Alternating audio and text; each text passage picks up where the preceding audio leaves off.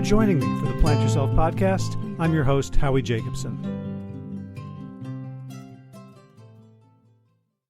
Hey, Dreena's back. One of the OGs of the vegan cookbook movement, Dreena Burton, who was a guest on the show many, many years ago, is back. She's got a new cookbook. And I saw it online. I'm like, I really want that. I want to cook from it. I want to explore it. And what's the best way to do that is to reach out to Dreena and say, hey, you want to be on the show? And then, of course, I had an obligation to go through it and make some of the recipes, which was really fun and delicious. So when I started this podcast, it was almost all like cookbook authors because those were the people that I was meeting and the celebrities and the stars.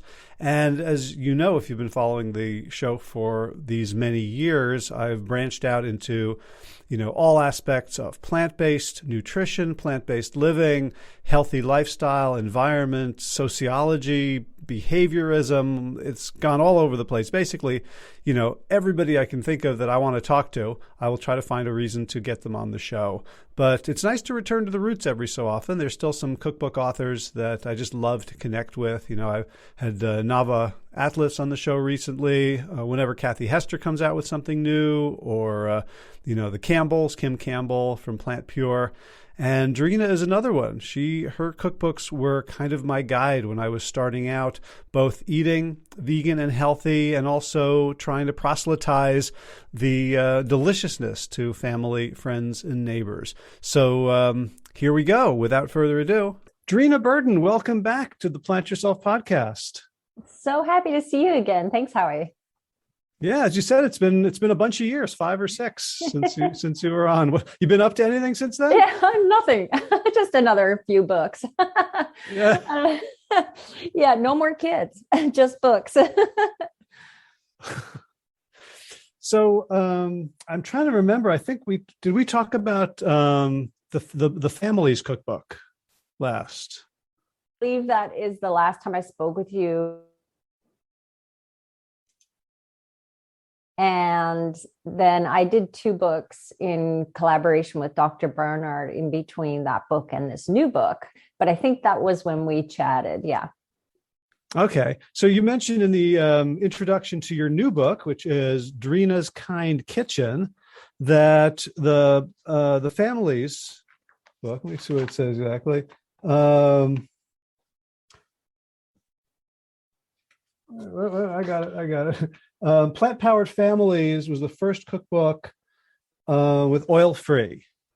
Right. So I found myself because I've been a fan of yours from way back when you were one of the only vegan cookbook authors.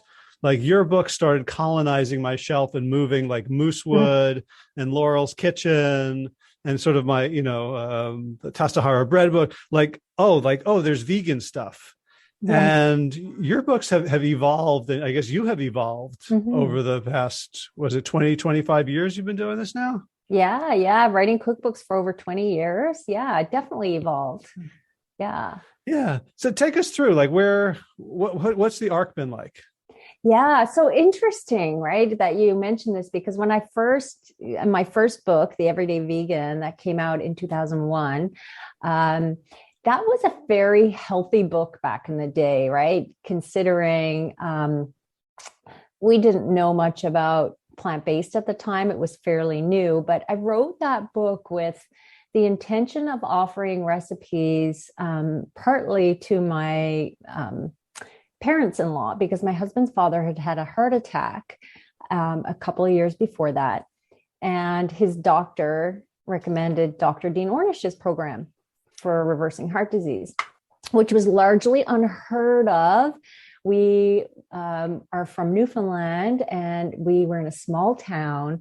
And so not only was it, over 20 years ago and not much was known about plant-based, we were also in a very remote, small area that, they would have caught on to the whole notion a little bit later than, in larger centers. So it was rather a radical idea at the time. And his parents came to us. We had already been eating vegan for a few years then, and said, how do we do this? So I'd always enjoyed scratching down recipes and kind of muddling my own way through the kitchen. and thought, okay, this is the time to put pen to paper and create some recipes. So that book was actually fairly healthy. And the oil that was in it was quite minimal because I knew they needed a very low fat diet, and almost no fat, really, right? Like low to no fat for disease reversal. It's very, very low. And so I'd make muffins with, say, like a tablespoon of oil or something like that. So that was a fairly healthy cookbook. And when vegan started to grow at that time, it was still very, very early. There was much more focus on trying to create everything to be as indulgent as possible, right? And to mimic everything that was out there, that we wanted to show that, hey, we can have this and it's still vegan. And let's show them how to make the most delicious desserts and, really luxurious food. And so my work, I think, was really sort of in the shadows at the time, because it wasn't in that framework of being just a little bit richer and indulgent.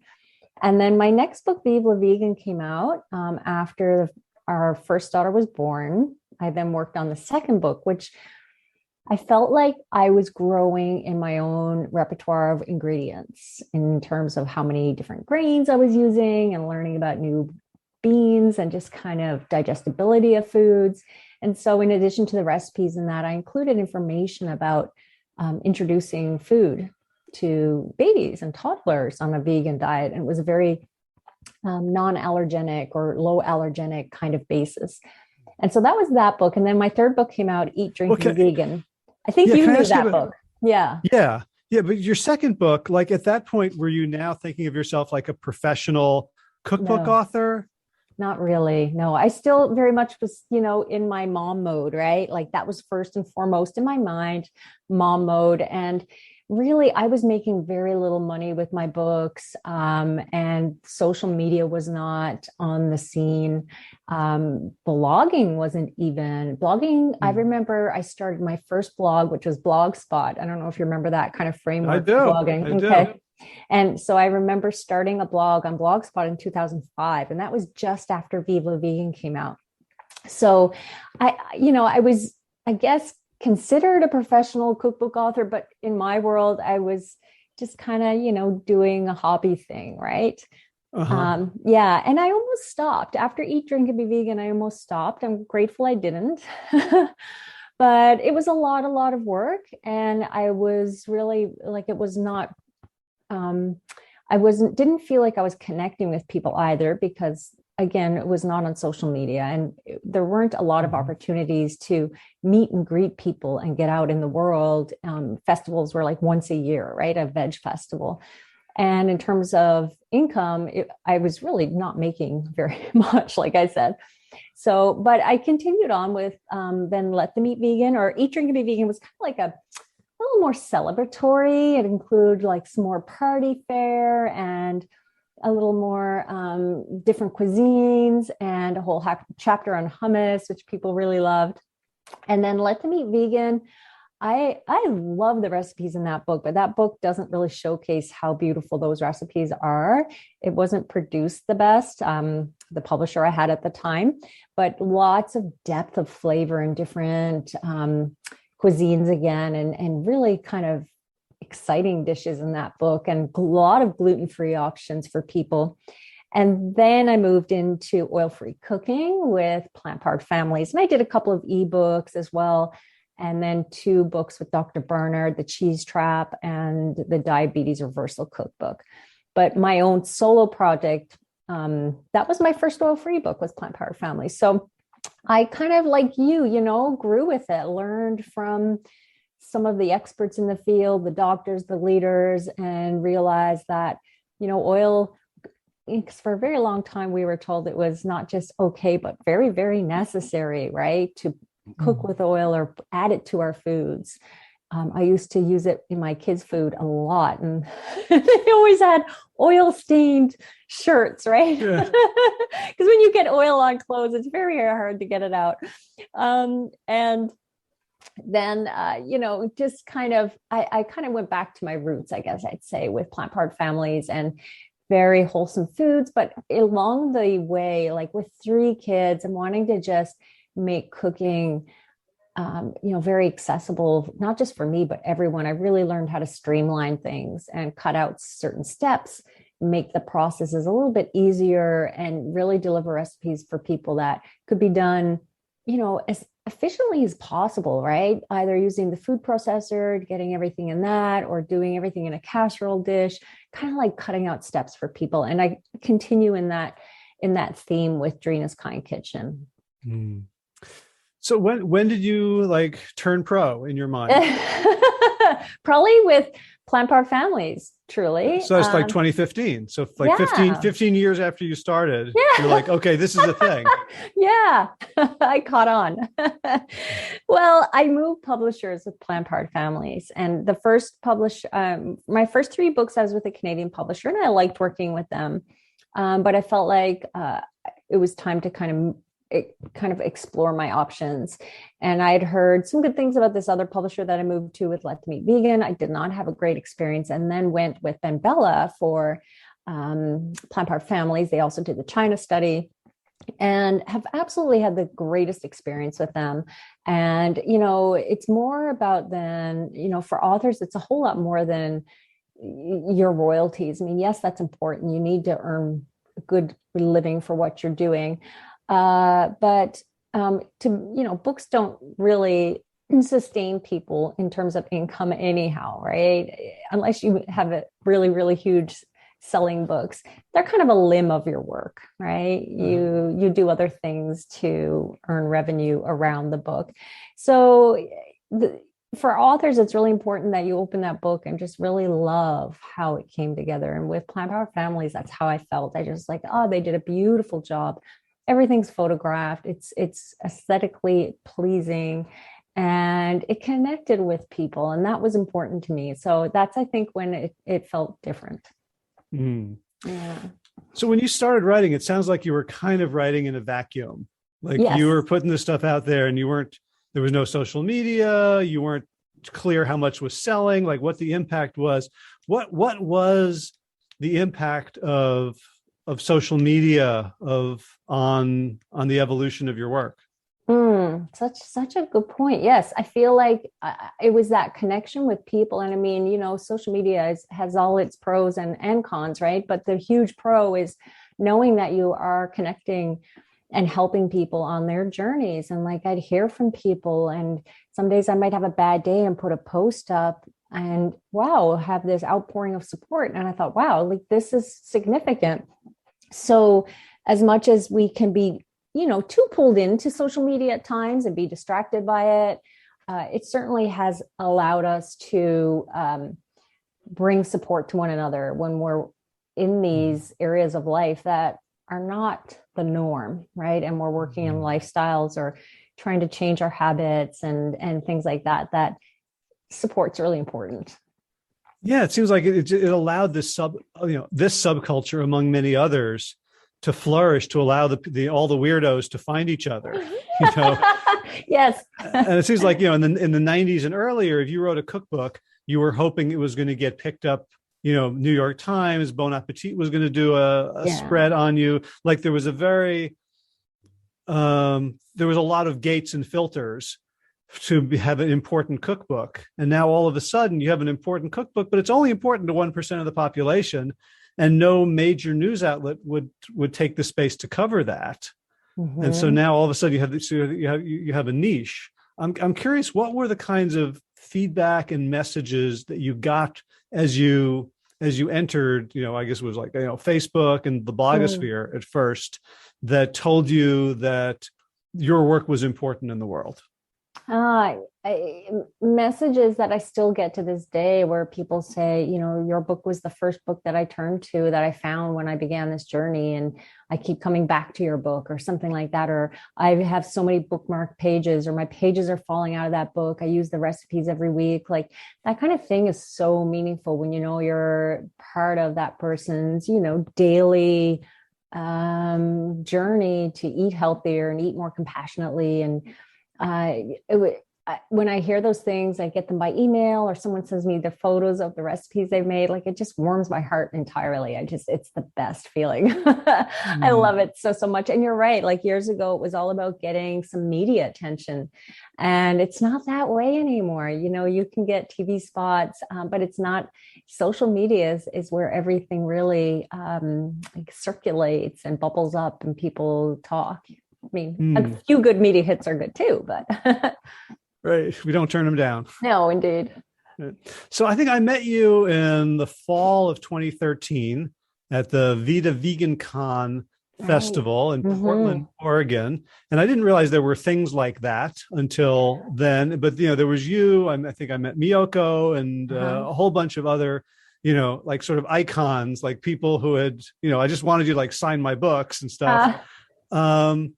And I'm curious, like, at what point did you start meeting other cookbook authors, other sort of, culinary luminaries of the plant-based and vegan movement? I would say that was one of my first as well. That was a big one for me. And wow, Miyoko's done so much since then, right? Like it's amazing when you think about what's happened in the last 10 years or so. I think it's been at that festival. And then I went to Summerfest. Which is quite a haul for me to go to. It was quite a trip to get there. And that's where I met a lot of big names in the industry as well. I met Dr. Barnard at Whole Foods here in Vancouver once. He was doing a talk and I said to my family, I want to go meet him because he had offered a forward for Eat, Drink, and Be Vegan. And I was like, we got to get out there. And I met him for the first time there. But Vita Vegan Con and Summerfest, and then actually those were the biggest. It's been the US festivals that had the biggest names. Although I think I'm doing one here in November, and there's going to be some, big Rich Roll will be there. So hopefully we'll get to meet him. Yeah. So I'm curious, like when you started writing, you were really not in a conversation with anyone. You were just like, but now, like, and when you started writing cookbooks, there were almost no vegan cookbooks. Like whatever you did was going to add to the genre. But now, of course, we have this incredible explosion. I'm wondering, do you think, I'm friends with Kathy Hester, who lives, not too far from me. And she's like, thinking like, what's the next cookbook? Like, you don't want to do a cookbook that someone else has done. And there's so much out there. How do you think about like, so your latest one, The Kind Kitchen, it's pretty eclectic. It's not like, it has a particular focus. So how do you decide like, this is what I have to add to the conversation right now? Well, with Plant Powered Families, I really felt like with that book in particular, it was time. There was nothing on the market for families. There was nothing to talk about like raising children and picky eaters and school parties and those sort of complexities of having little children that feel very overwhelming in the moment, right? When they're little. And so that one, I really felt like this huge urge, like there was something inside me saying this book needs to be on the market.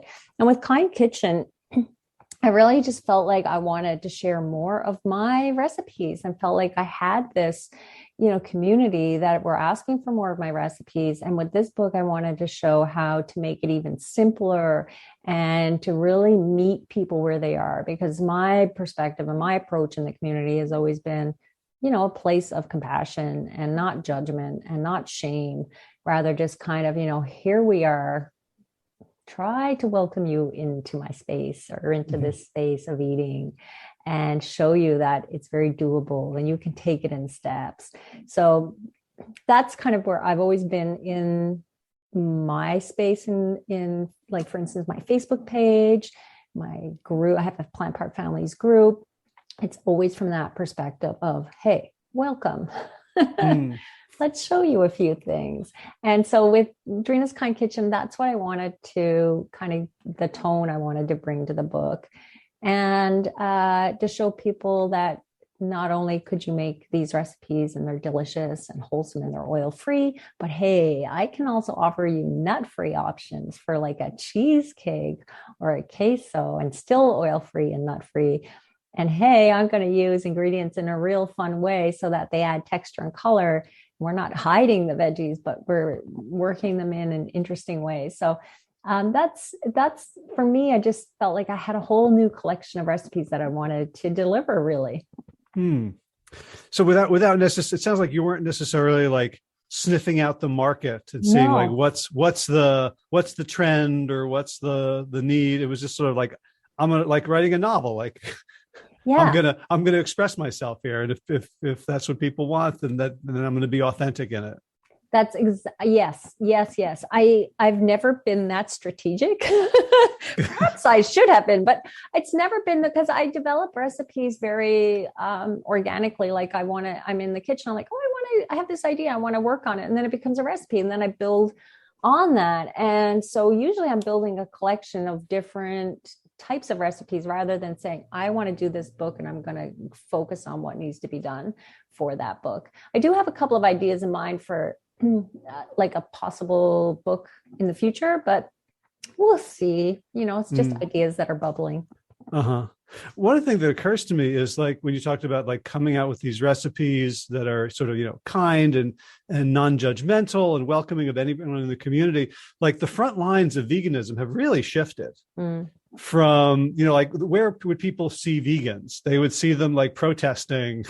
Mm-hmm. And now the vegans they see are offering them delicious food. It seems like a smarter Yeah. strategy. Right, right. Well, yeah, I mean, I've always said if the food is served and it's delicious and satisfying, no one's ever going to say what's not in it, right? They're Yeah. not asking what's not in it. It's just delicious food. And I agree, there's been a very big shift in perception, and it was due, we weren't all living that way. I mean, I remember when my first book came out, and we were doing I was doing a cooking segment, and we were flown to Toronto at the time. That was a big deal, right? Now everything's Zoom. It's great. I did some cooking segments, one in LA, one in Chicago. It was all from my kitchen. It was fabulous. But the cab driver was talking to us, and he was saying he was vegetarian. I was like, oh, cool. I said, we're actually vegan. Do you know what that is? And he's like, oh yeah, that's very radical. Uh-huh. And I'm sitting in the back seat with my husband and our 6-month-old baby, looking just as every day as everybody else, which is partly why we called the book the Everyday Vegan, because I felt I was fairly every day. But that was the perception for sure, and it's shifted. Now it's like you wouldn't know who's vegan. Everyone, all walks of life. Mm. So given all the cookbooks out there and all the cookbook authors and all the connections, are there like, do you like have other cookbooks? Do you cook from them? Do you use them for inspiration? Or are you like, I don't want to mess my mind up? The latter. Yeah. I'm always impressed by other people's work, and I love to look at it for like a beautiful work of art, right? Like, wow, look at this, what they've done. But I don't delve into recipes too much, or even want to like get my mind around them, because it's so hard to craft out your own piece of work and know that it's yours. You know what I mean? I mean, like, there's like thousands of chocolate chip cookie recipes, right? Right. So there's always variations on recipes, and that's part of the work, but you try to stay true to your own craft. So, yeah. So another thing that's changed a lot since 2001 is the availability of ingredients and sort of savviness of like what stuff is. Like, I'm sure I didn't look today before this conversation, but I'm sure like you had to explain like what soy milk was, or quinoa and where you can get it. And so on the one hand, we have this proliferation of healthy options, kinds of produce, sophistication, like Whole Foods is now a thing, and people have Wegmans and online shopping.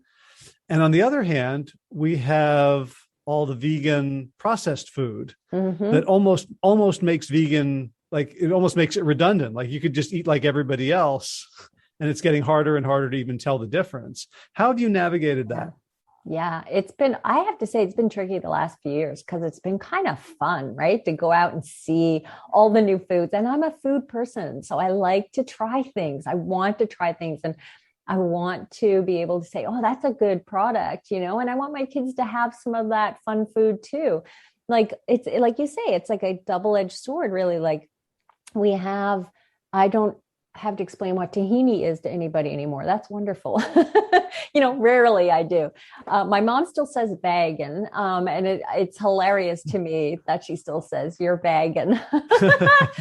But it's like for my kids, because they're older now, right? 20, 16, and 12. So when my 16-year-old goes out with her friends and they go out for something to eat, I'm very grateful that she can get something when she's out like that. Usually a restaurant has the Beyond Burger on the menu. Most places do now. Or she can, even go to A&W, for instance, and get something. She doesn't often, and it's not her favorite thing to eat, but I feel very grateful that we have that option. But at the same time, I can we have a vegan store here. It's called Vegan Supply. And I can spend $100 on not very much having, let's try this and let's try this. So, it's nice to have the options, but really you have to stay fairly rooted in the foundation of the whole foods and have those things as, occasions, treats. It's easy to get carried away with it for sure. Because like the last two cookbooks I've talked about on the podcast is yours, which is, and as I'm flipping through the ingredients, it's like beans, brown rice, bay leaves, tomato paste, and maple syrup are like the most processed things you have. And the other one that was Nava Atlas, plant-powered protein, which is like, here's how you take all these, amazing new fake meats and cook around them and make them healthy. And it's interesting that, the different approach, like you're keeping them out of your work. Yeah. And, primarily because it's not what we eat day to day. I mean, we will order the occasional vegan pizza. I will cook Gardein Mandarin chicken for my youngest sometimes. She loves it. But day to day, we eat the beans and grains. And my husband despises anything that's too meat-like. It really, really turns him off. He doesn't like to, order out. And if he's out at a work function or something and they go to a restaurant, he doesn't want to order that Beyond Burger because it's too meat-like for him. So I don't buy them. And there are a few things I buy that, the kids like, but I don't use them in my daily cooking. So yeah, it's just not part of how I cook. So I just always come back to the beans and grains. And I just think you can make some really cool things with them too, right? It's really fun to take nuts and seeds and grains and beans and turn them into a really delicious burger. And it's way tastier than something that you buy. Yeah. So today, in preparation for our call, I felt like I had to cook. So that's a lot of pressure. So yeah, it was tough. It was hard, but I do it for my listeners. So I made the I don't know how to pronounce it, Aush soup. The Aush soup. Aush soup. Which I've got to say, it's, you have a beautiful picture of it, and my picture the soup looked as good when I made it as your picture. Which is like, nice. That's good. That's always nice. It's not all like bounce lighting and. No, my photographer was true to I said, I want it to look like how people will make it, and photography is tricky because they do have to get things at the right temperature. Like basil turns off color very quickly, but for the most part, yeah. And then we also made the nummy brownie bites. So because we had to get something from the dessert. The desserts. I'm with you. Yeah, I have to say it reminded me a lot of schmoopy cookies. Okay, you are a fan of the schmoopy cookies. Good. Yeah, well, I try to go light because they don't meet all of my life goals. I hear you. Yes, I know. Whenever I make cookies, my husband says, "But they're healthy, aren't they?" I'm like, that doesn't, I said, well, healthy is like a very broad term you're using to describe those cookies. I was like, have a one or two, not half the batch, right? Well, that's the problem. When you get a cookbook like this, it's got the halo effect on it. Yeah. It's like, it's got Colin Campbell's name on the cover. Right. I know of your work. It's plant-based, whole food. And I'm like, well, I could eat as much as I want of all of this stuff. Yeah. It's really great when we can remind ourselves, but it's healthy. Yeah, there might be pumpkin seeds and things in there, but it's still, pretty high calorie if you eat half a batch of cookies. Yep. So I mentioned the Aush soup because I've never eaten anything from an Afghan cuisine Mm, mm, before. It was unusual with sort of the savory mm-hmm, lemon and mm-hmm, the sumac. I mm-hmm. liked it right away. My wife's like, Nice. I'm not sure Uh-huh. about this, Uh-huh. but you have a bunch of sort of internationally inspired cuisine. How do you go about collecting that? Do you like watch cooking shows or go to restaurants or like, Mm. I mean, like Afghan, Thai, Moroccan, like you're all over the place. Like where, Yeah. where, A where, little bit. where do those inspirations come from? Some of it has been eating at restaurants over the years, but I will say not too much from restaurants because we don't dine out a lot. That soup was inspired by a restaurant here called Afghan Kitchen, and we order in from their restaurant sometime. It's just really, really oily is the only thing. I mean, the flavors are amazing, but everything is very, very oily, especially when you haven't been having oil in your food. You really notice it then when people cook with it. And that soup in particular was as well. But a lot of times, I used to watch a lot of cooking shows years ago when I first started to kind of explore cuisines and, what flavors are going together, like what spice combinations work for, Indian food or when you're making, like you say, something that's a Thai dish, like what flavor elements do you want to go in there? And a lot of times I still do a little bit of digging. Like if I want to do a Moroccan recipe, I'll just Google like Moroccan spices and get an idea of sort of the flavors, or because sometimes I might feel I'm missing something and I'll do a little search. I'm like, oh, I'm going to try this in the dish. So I'll do that kind of thing. But I used to love the cooking shows from years ago that were real cooking shows. Now it's all, competitions. I used to love the cooking shows years ago from, Food Network Canada and in the US. And they were very instructional and used to teach a lot about ingredients themselves. And I found that very helpful. So who eats all your mistakes? Oh, the family. I've learned that if I put guacamole on anything, they'll eat it. That always works.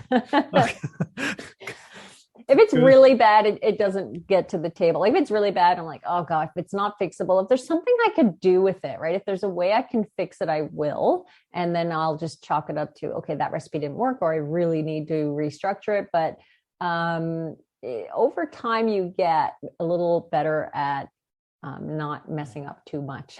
I'll say that. So what's your process for vetting a recipe for a cookbook? So I guess it starts with you tasting it, then your family, but does it go through other layers? Do you have, fans and editors and other bloggers?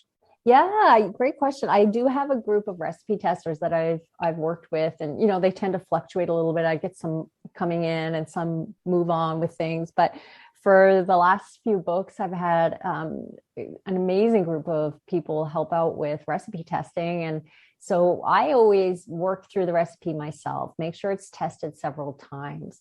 And then once they're done, and I feel like they're the way I would blog them, for instance, fairly complete in instructions and ingredients and accurate, then I bring them to my group of recipe testers and they work through them as well. And then they come back with, either there was too much salt for me, or maybe I needed a little bit more, or, maybe something really handy for me, like saying, hey, it didn't work in my blender. My blender was too small or too big for the batch that you blended with. And so those little things are really helping refining, because I have like a small blender jar on my blend tech, and that's really handy for sauces and dressings. But if you're using a big blender jar, then that doesn't work very well. So that really helps to add those notes to the recipes for people who are, not so sure about the process or the elements. So yeah, I worked through that group. And then even when, like you say, it goes through editing, my editor was making some recipes too. So she didn't have any changes for me though. So that was good. Yeah. How do you get people to be honest with you? I imagine there's Yeah. some pressure for like, oh, Dreena, this was delicious. Yeah. I think I tested enough that I feel like I always say to everybody, I don't expect you to like everything, because not everyone likes, any kind of dish or ingredient. Like you may not like eggplant, or you may not really enjoy, like I don't like sushi, so I'll never enjoy that kind of the seaweed in recipes for, to that degree.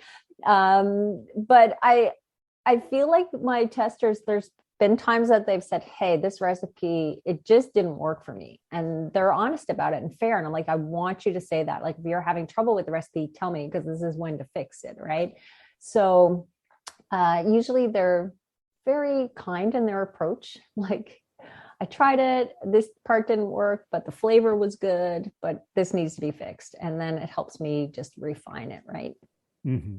Yeah. So you mentioned about like you prepare it like you're ready to blog it. How do you decide what goes on the blog, what you keep back at a cookbook, like just as a business decision, just so you can make a living? Yeah, that's hard because I want to share everything, right? Yeah. Like I do. I want, when I'm even with the cookbook now, I'm like, I want to put this recipe on my blog. And there are some recipes I put on from the book, I put out there so that people can try them and sort of have sample recipes from the book. But, people have gotten very almost entitled out there too, right? They think that everything should be out there because that's the world we have now, where so much is online. They're like, do I actually have to buy the book to see this recipe?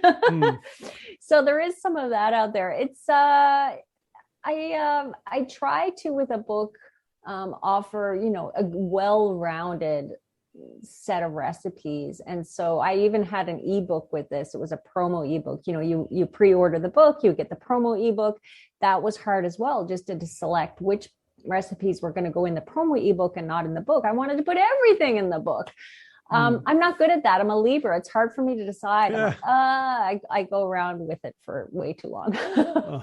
But I imagine contractually, Ben Bella says, hey, don't give away everything because we need to make money here. Yeah, totally. Yeah. But they're very also good with sharing a number of recipes, because they know that that's what, if people try one and they love it, that's usually going to encourage them to purchase the book. So, yeah. So does, in terms of like, the book, it's some money, but it's just a limb. What else, what are the other limbs of your business that can support you doing this work for us? Yeah, I'm still working on it.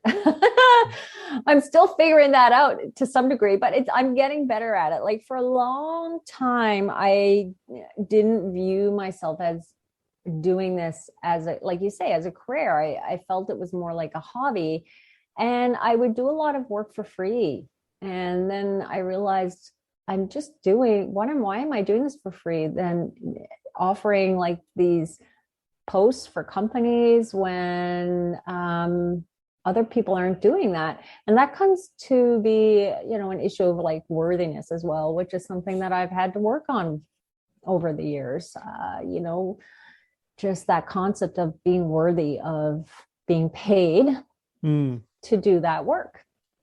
So that's part of it. Sometimes I do sponsored posts. I don't do a lot of them because I don't affiliate with a lot of brands. I have to really love a brand and company to affiliate. So I do have some affiliate brands that I work with. And if someone, for instance, buys a blender, I get a little kickback on that.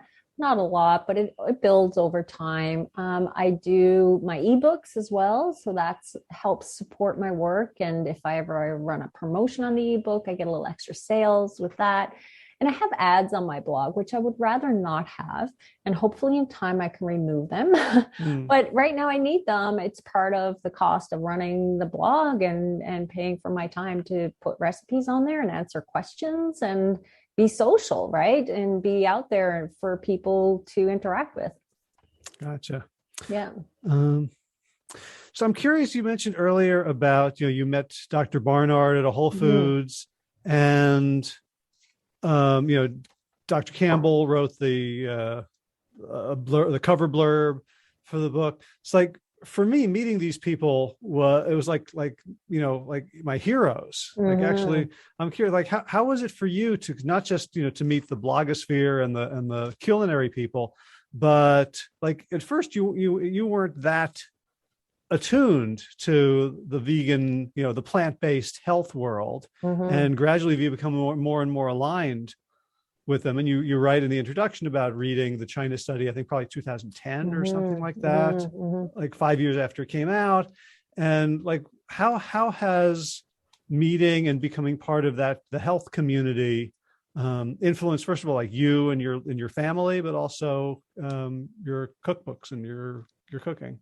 Yeah, I met, like, I think some of those people at that summer fest. And it was the first time I realized that this was really a big deal. Like, these doctors are really, really respected and known in the field, Dr. Greger and Dr. Bernard. And I still haven't met Dr. Campbell. It's kind of on my bucket list, my big dream to meet him. And I haven't met John Robbins. I understand he was one of your sort of bucket list people, right? When you were starting your podcast, you really I started the podcast.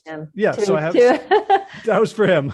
Right, exactly. So that was, it was huge for me to have a forward from him, because that was such a pivotal book for me. And Dr. Campbell was kind of like, he's sort of like dear in my heart. I would love to meet him.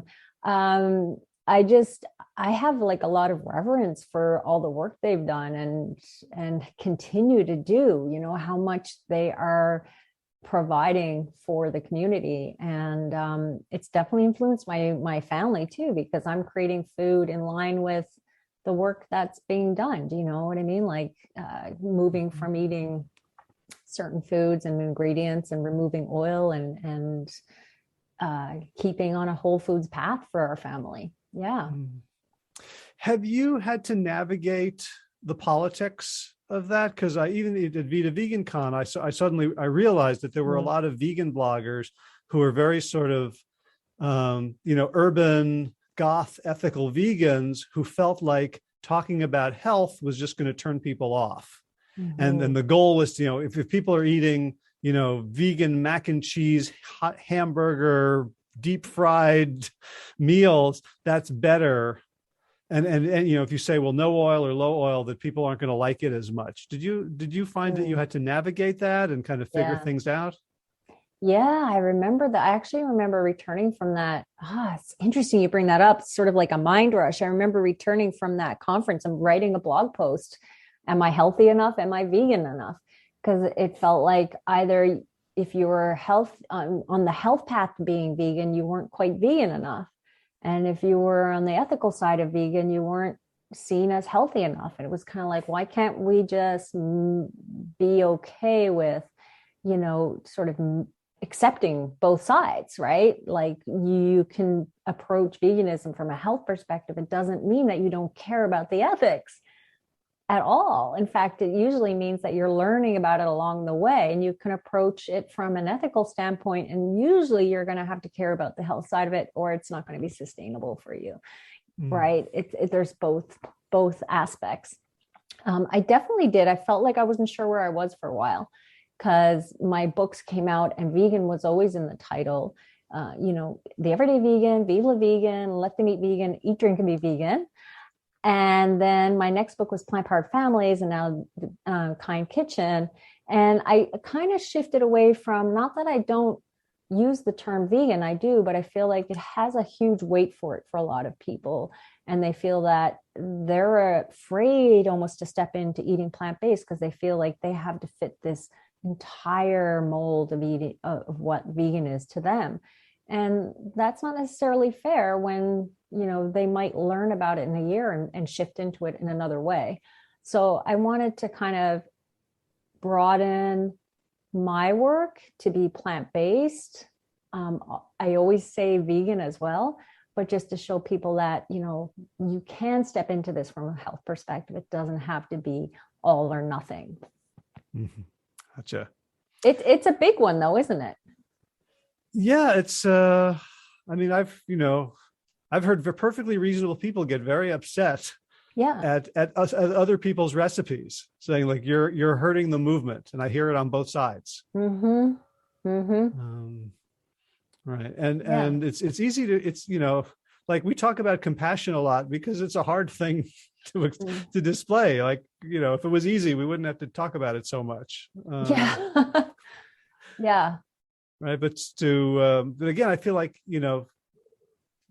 the cookbook authors are at the vanguard just sort of, the culinary leaders, people like you and Miyoko and Kathy Hester, Mm-hmm. who are really leading with kindness. Mm-hmm. You're not leading with veganism, you're not leading with health, you're leading with kindness. And Yeah. veganism and health are both manifestations of that. Absolutely. I really like that. Yeah. I really like that. That's absolutely it. It is manifestations of that. And if you can approach it in that way, you're going to help people achieve that in both areas. Yeah. So one thing I realized as I was going through the cookbook is, at first glance, it like some of these recipes seemed more complicated than earlier ones. And I think that's possibly true. Like you're saying, like, hey, let's put a little more effort into this. But also I was like, oh, I can't make that because I don't have like 2 cups of cooked brown rice already. Like and it seems like you're putting a lot of stock in sort of preparation and batching and having ingredients. You talk a little bit about that?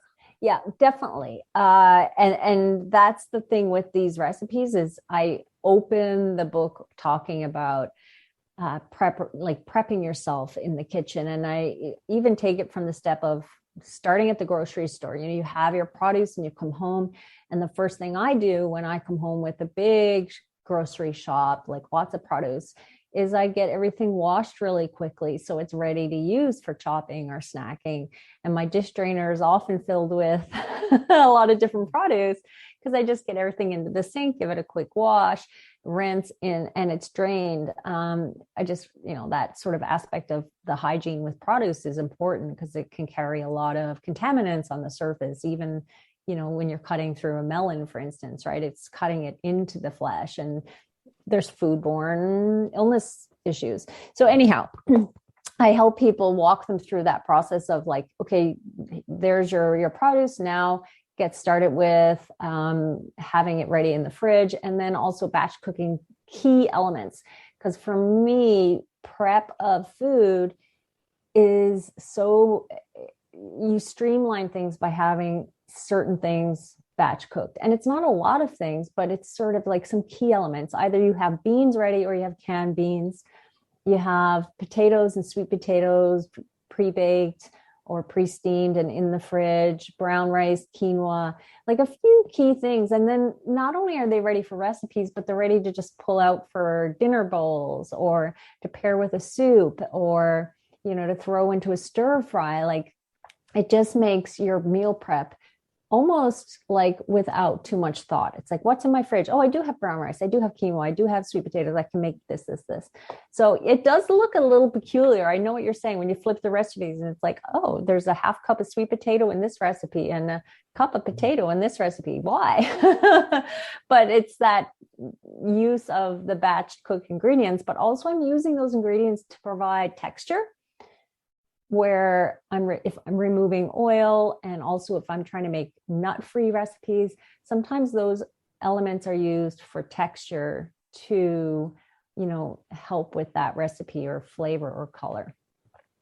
Mm-hmm. Yeah. So it's a very efficient mode of operating.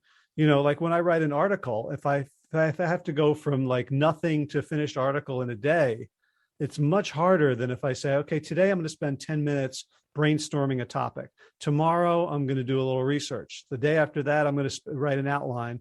And the fourth day, I'm going to write it. Mm-hmm. Like it takes a lot less time and mental energy than if I were to just do all those things in one step. Yeah. So just, having the stuff on hand. Like, I mean, I'll out myself. There are plenty of days I'll open the fridge and go, wow, look at all those condiments. I've got condiments and I've got uncooked produce. Right. That seems like a lot of work. Is there something frozen I can just heat up?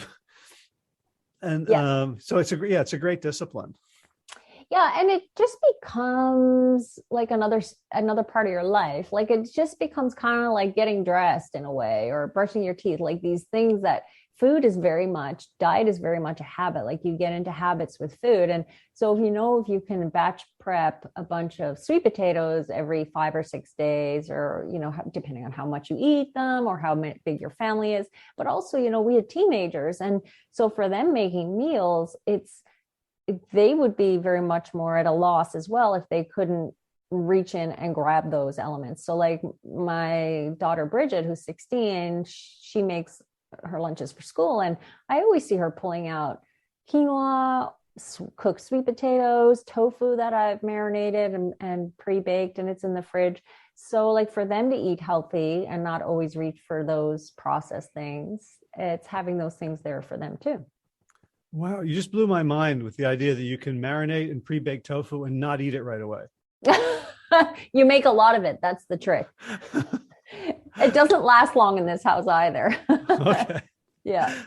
I mean, so it brings, like we do ours like in, we got an air fryer. We do it in the air fryer. I'm wondering how how your cooking has shifted with all the appliances, Instant Pot, air fryer. I don't know what the latest and greatest is, but do you use those a lot or rely on them? There are so many. I have a new one that I'm trying out soon. It's almost like a robot. I'm really like blown away by this one that I'm going to be seeing in a couple of weeks, which comes with like a little hub to almost work your way through the recipe. It's almost the thing is with me, when I'm developing recipes, I want to develop them for anybody and everybody, right? So not everyone has an air fryer. Not everyone has an Instant Pot. I do have some Instant Pot recipes in the cookbook, but for some of them, I also offer the stovetop method so that people can do either or. I use the Instant Pot fairly often, not all the time. I still am pretty like old school. I love the stove and the oven. I use them a lot, and I use my my Breville smart oven. I use that a lot because it's so efficient at heating up and reheating food. I don't have a microwave. I reheat food in that a lot. And I do have the air fryer function, but I don't use it as much as just the good old oven component of it. I'm a little old school with it, but I do use the Instant Pot, and I wouldn't be without like my food processor and blender. They're like my fourth and fifth children. Yeah, I'd say we have the Breville smart oven too. I love the air fryer. It sounds like it's like an airplane on the tarmac getting ready to take off. Right. What do you do in it a lot? What, veggies or for air frying? Well, so like marinated tofu, Mm-hmm. and I find the trick is to preheat the rack so the tofu doesn't stick to it. Right. I'll also just take a bag of frozen cauliflower or broccoli and throw that in air fry. And like, after 8 minutes, it starts getting, the very, very little tips start to blacken, and then you pull it out and it's nice and crunchy. Tasty. Yeah. Okay.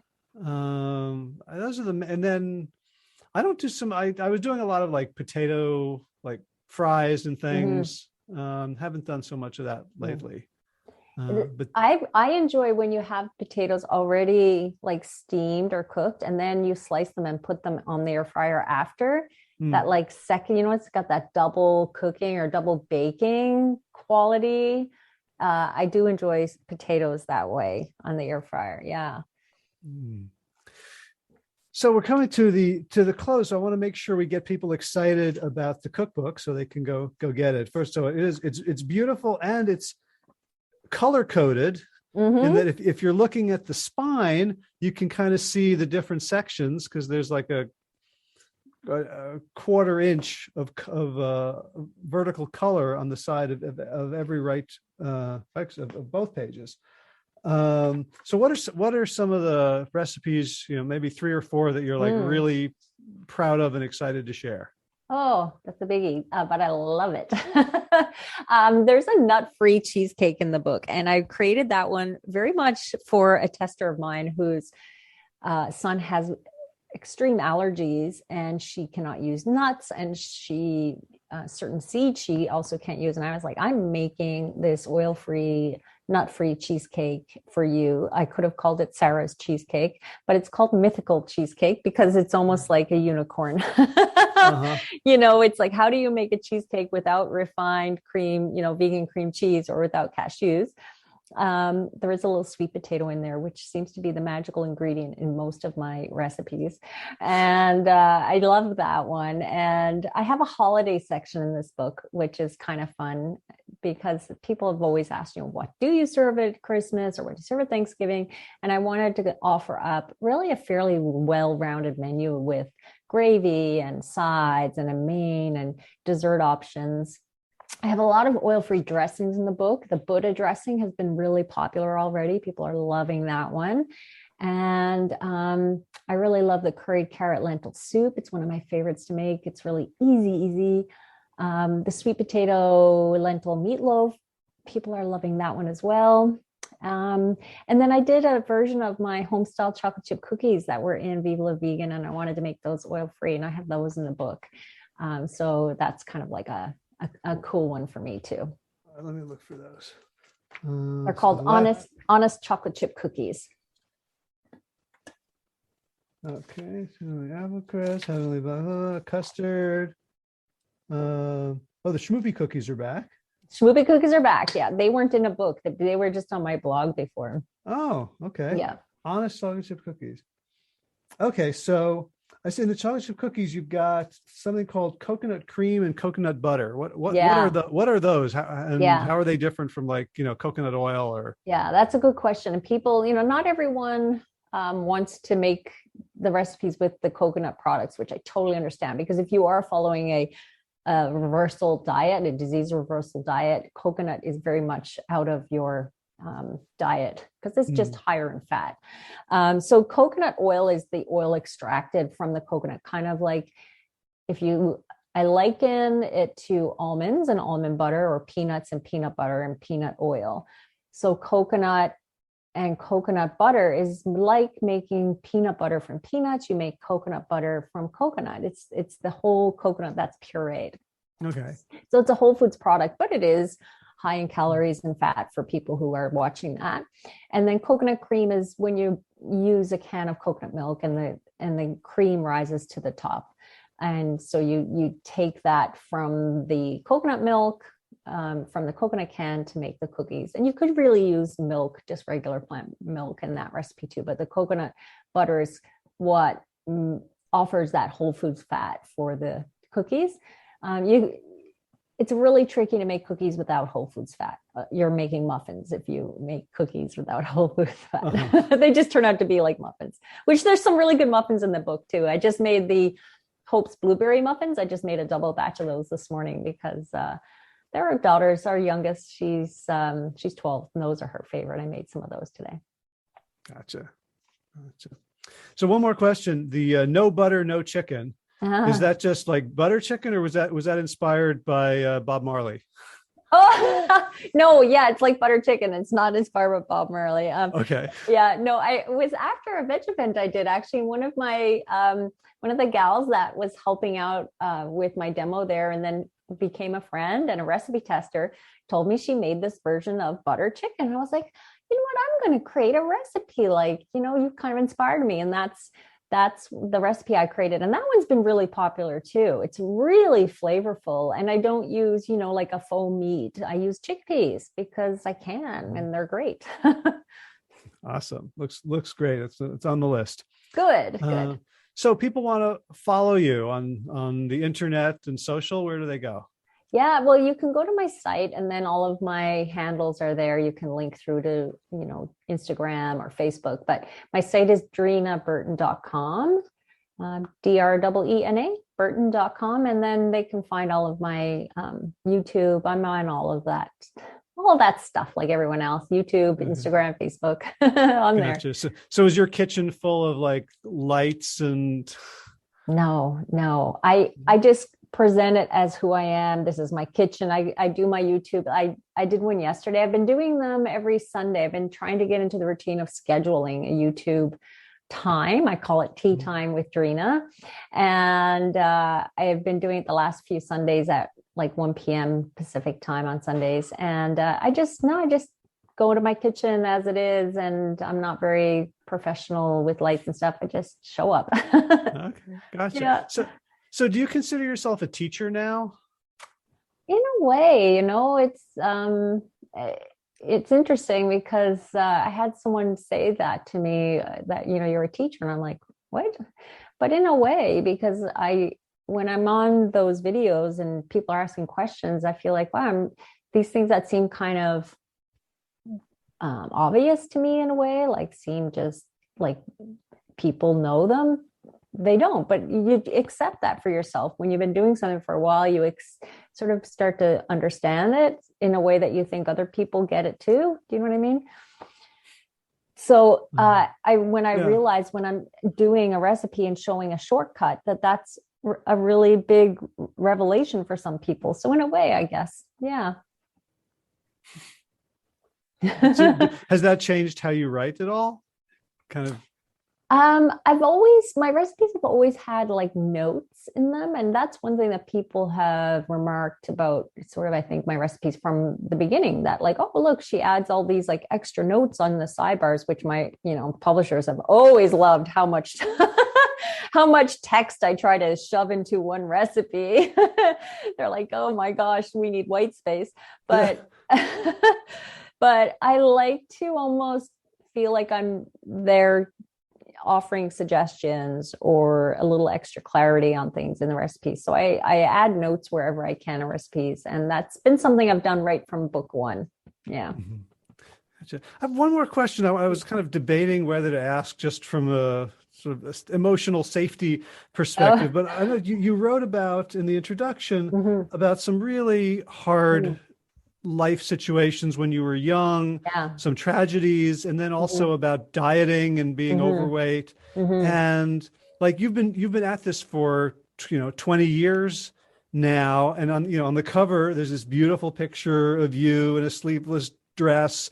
Like I'm curious about like you and sort of body image as a representative. Like, do you think about that? And you're 20 years older than when you had your first cookbook. Like, I'm just curious, like how if that runs through your mind. Oh gosh, yes. I mean, when I was doing the photos for that book, I felt very self-conscious in many ways. I was like, oh my gosh, I'm 50. I'm in this arena with a lot of people now who are like 20 and 30. Like it feels like a big deal to, represent this healthy image, right, of being vegan. But at the same time, I feel like I'm at a healthier place than I was many years ago as well. And, like you said, it was a long, sort of hard journey. And in my early years, I did not have like an easy childhood, and a lot of trauma there with family deaths and dieting and all of that. And that was the culture then too, right? We dieted. That was what we did in those days, and my mother did. So definitely, and I went through a time with being online. Like I remember first being online, and I would get a lot of comments, or not a lot, but enough that it's stuck in my head, right? A lot may be 3 or 2, but they feel like a lot when it's something very negative. People saying, oh, look, yay, another skinny vegan, or she looks like she's from an Auschwitz camp or something, or oh yay, another flat-chested vegan, like things like that really impact your psyche. Like, wow, that eating vegan, there's that whole notion of, well, you have to look a certain way. Well, you don't. But if you're eating healthy, you're probably going to be leaner. But my body type is very long and lanky. Like that is my body type too, right? If I were to put on 20 pounds, I would still have very long arms and very small wrists. That's kind of my body shape. So I've had to, accept that about myself. But that was hard early on. And I had those comments really were like big bruises to me, because especially when you've already been fairly sensitized to body image, and then you think you look good and you feel good, and people are then shaming you in the opposite direction, saying you're too skinny. It's not easy. Yeah. I'm also imagining, we have a culture in which like the ideal age is probably like 18. Yeah. Right. And all of us are getting older. And of course there's a way in which we still have all that stuff inside us, and we can look and say, well, I wish I looked like I looked 40 years ago, 35 years ago. But Mhm. also there's this sense like I know Miyoko just turned 60 and she Mm, had some pictures and like, damn, something's working. Like, right. like there's something to be said for like, who am I going to trust about how to live a healthy life and look good? A 24-year-old who could live on like, Yeah. espresso and Kit Kats and pizza and Coke, Right. Right. or you've at 50 you've kind of earned it, right? Yeah. Yeah, no, good point. I mean, I remember when my husband's parents were reading the Dean Ornish book, and he talks about in that book how you can pretty much do anything to your body in before you're 20, and your body's resilient, right? You can eat whatever you want, and not a whole lot shows up. But when you get past your 30s and into your 40s, that this is obviously when things your body does not accept those damages really anymore. So yeah, I mean, you're kind of showing what the lifestyle is. I mean, like I'll be 51 next week, and Happy birthday. thank you. And yeah, so it's like you're helping people see that 51 doesn't have to be, or 60 doesn't have to be, like with Miyoko, the image that you thought it was when you were 20, right? When you would see people and feel like, oh no, they're aging and they're not healthy, or they're not active, or their bodies are, breaking down. It doesn't have to be that image anymore. It doesn't have to be that way. Right. I think also, for me, some of the vanity has softened a little bit, in that like, okay, if I'm healthy, like healthy is beautiful at our age and older, Yeah. as opposed to like, do I have the perfect jawline? And Right. I don't know if you know about this, but about me, but I'm bald. Really? And it's semi by choice. Like I do shave, but if I didn't, it would be like the world's most obvious comb over, or just like coming to terms with that being okay. Yeah. And really, like I think it's complicated, especially like my physical appearance isn't part of my brand. Right. In It the is for a same lot way, of people. in the same way it is for cookbook authors and other personalities. And I think, you do it strategically to some degree. Yeah. And for women, there's more pressure, right? Women generally have much more pressure for that appearance than men. And it can carry a lot of weight for sure. But, you mentioned, even for you, like you glow, right? You can see that your skin and your eyes are glowing, and that comes through, right? That just comes through with how you eat. So even as we age, yeah, the gray hairs come in, you get some wrinkles, things like that, but you still have a glow. And that comes through. I feel like I see that in people very much as they're aging, the difference. Yeah. It's funny, we talk about the difference between like, men and women.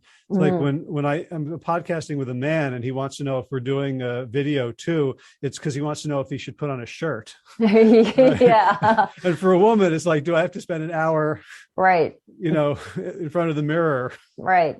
Put on a little lipstick, some blush. Yeah. Yeah, definitely. There's, it's not easy, because especially in the health, in this arena of health and wellness, that is part of it, right? People want to see, like they want to see, well, what do you look like if you're eating this way? And there's a lot associated to weight loss as well. But for me, this time of life as well is different for women. This is the stage of menopause for women. And generally that means, women tend to put on a bit of weight this time of life. So this is something different for me to navigate as well. It's like, well, my body's shifting this time of life, but I actually feel healthier now than I did, say, 20 years ago, when I was much harder on myself and I was having babies and trying to resume like my normal weight and just kind of pushing my body a lot. So that's a whole other scope of discussion, I know, but it's definitely I'm glad you brought it up, because it's definitely present in our arena, I think, when we're talking about wellness and health. So I have an idea for you. You should write the vegan menopause cookbook, which involves spending a lot of time in front of an open fridge. Yeah. Yeah. And no cooking. only using the Instant Pot, so you don't have to heat up your kitchen with the stove and oven. Yeah. All right, I expect acknowledgement when that comes out. Okay, will do. So, Dreena, it's been such a pleasure reconnecting with you. Thank you so much for doing this amazing cookbook and for taking the time today. Oh, no, my gosh. Thank you. Really fun discussion. And, I'm glad you started the podcast years ago to interview John Robbins. And you've interviewed so many people along the way. Thank you. I know. Yeah, it's certainly a runaway train at this point. Yeah. Yeah. So I should get John back on, see what he's up to. Yeah, definitely. Cool. Well, thanks again. Be well. And I hope our paths cross again soon. I'm sure they will. Thank you very much, Howie. Take care. Bye. All right. I hope you enjoyed that. I hope that was fun. I hope that was a little bit of a break from some of the weightier issues of the day. If you want to check out the show notes for today's episode, they're at plantyourself.com/487. Wow, we're really close to 500. One more TV season, right? 13 more episodes, and we're at magical 500. If anyone has bright ideas about who I should get for the 500th episode guest, you could let me know. You can just do that on the Plant Yourself Facebook page, which is facebook.com/plantyourself. Otherwise, I'll think about it and surprise you. Let's see what else is going on. Haven't done much gardening. I kind of came down with a cold.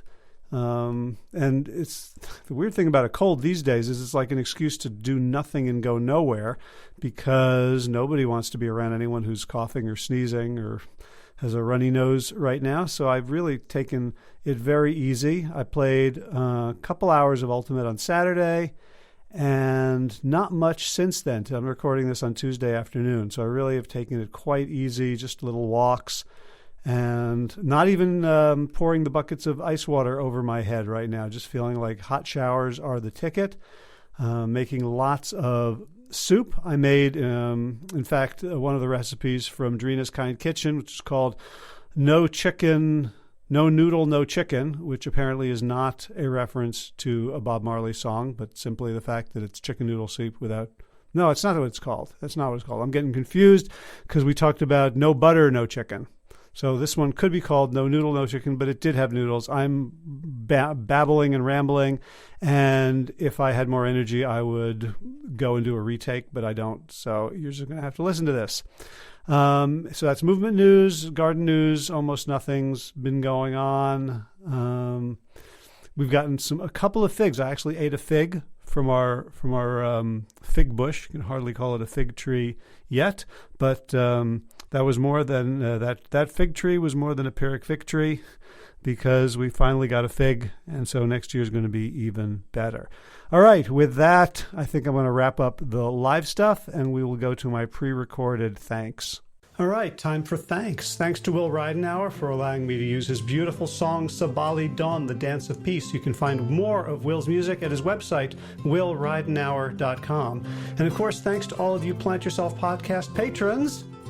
Kim Harrison, Lynn McClellan, Brittany Porter, Dominic Maurer, Barbara Whitney, Tammy Black, Amy Good, Amanda Hatherley, Mary Jane Wheeler, Ellen Kennelly, Melissa Cobb, Rachel Behrens, Tina Scharf, Tina Ahern, Jen Filikanovsky, David Bizek, The Mysterious Michelle X, Elsbeth Feldman, Leah Stoller, Alan Christensen, Colleen Peck, Michelle Landry, Josina, Sarah Durkis, Kelly Cameron, Janet Selby, Claire Adams, Tom Franzek, Jeanette Benham, Gila Sert, David Donahue, Blair Cyborg, Dorona Vizov, Gio and Carolyn Argentati, Jody Friesner, Misha Rosen, Michael Warbeck, Aviva Lael, Alicia Lemus, Val Linneman, Nick Harper, Bandana Chawley, Molly Levine, The Inscrutable Harry R., Susan Laverty, The Panda Vegan, Craig Kovic, Adam Scharf, Karen Burry, Heather Morgan, Nigel Davies, Marion Blum, Teresa Copel, Julian Watkins, Breed O'Connell, Sharon Hirschman, Linda Ayat, Holm Hedegaard, Isa Tuzinwa, Connie Hainline, Aaron Greer, Alicia Davis, Heather O'Connor, Carolyn Jensen, Sherry Olakoski of Plant Powered for Health, Karen Smith, Scott Marani, Karen and Joe Crabtree, Kirby Burton, Teresa Carell, Kevin McCauley, Elizabeth Rothschild, Ann Jesse, Cheryl Dwyer, Jenny Hazelton, Peter W. Evans,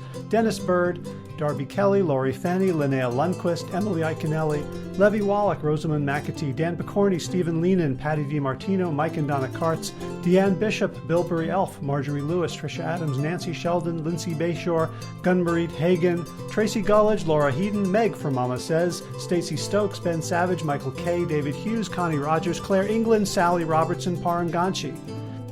Amy Daly, Brian Tourville, Mark Jeffrey Johnson, Josie Dempsey, Karen Schmidt, Pamela Hayden, Emily Perryman, Allison Corbett, Richard Stone, Lauren Vaught of Edible Musings, Erin Hasty, Sean Owen, Sagar Naik, Erica Piedra, Danielle Roberts, Michael Lushton, Sarah Johnson, Catherine Floyd, for your generous support of the podcast.